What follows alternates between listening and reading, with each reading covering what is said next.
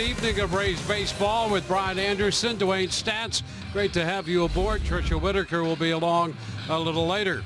Well, the Rays winners again last night, and that has become a habit in this season series. Rays have won 9 straight now from the Marlins. Yeah, and Dwayne, it's been utter domination. I mean, do you remember when this used to be a rivalry? But you think about rivalries, one team needs to be able to go out there and win some games, and in the Marlins case, that has not happened. The last 9 meetings, 9-0, but look at the run differential.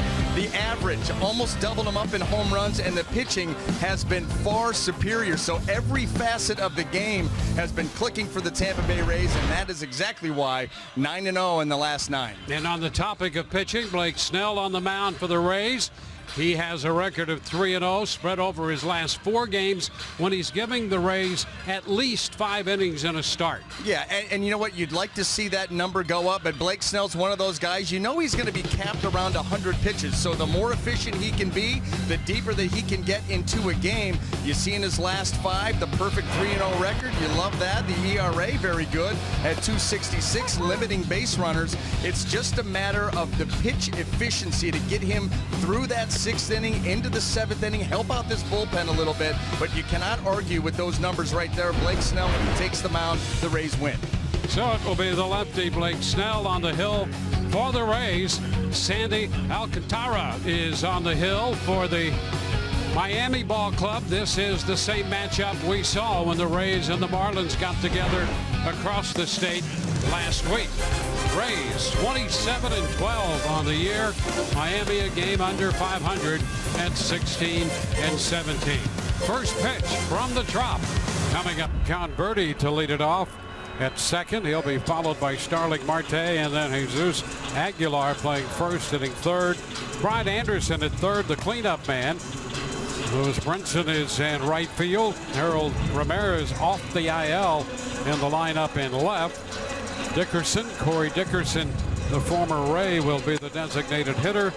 Jorge Alfaro will catch. Miguel Rojas will bat ninth and play shortstop. Well, Blake Snell taking the mound here tonight, making his 8th start of the season. 3-0 record, ERA just over 3 at 3.14. You know, one of the things that has been concerning to Blake Snell is the number of home runs. 7 home runs given up. Said he's got to do a better job at keeping the ball in the ballpark. If he does that, Dwayne, he may not give up a run. He's given up 10 runs on the season, 9 of them directly linked to a home run. Very tough to put an inning together against Blake Snell. He's been very good with runners in scoring position, has that dominating stuff that obviously, as you can see by the numbers, leads to big strikeout numbers.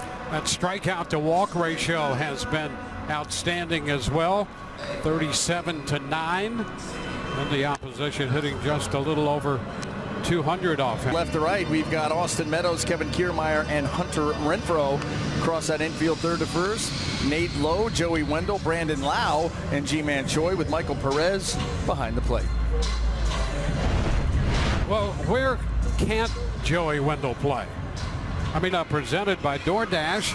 That's Joey Wendell set to lead it off, followed by Brandon Lau back in there. And G-Man Choi hits third in front of Austin Meadows. And then Nate Lowe, followed by Hunter Renfroe, Yoshi Satsugo, Kevin Kiermaier, and Michael Perez. Well, and that lineup will be going up against the right-hander Sandy Alcantara, and you can see what he has done in his 2 starts this season. Now, mind you, the top start was opening day, and then all of a sudden missed a lot of time, came back against the Rays, and they were able to get to him. It was a matter of mislocation. You could see that Alcantara not hitting his spots. The Rays, good for them, they made him pay, and so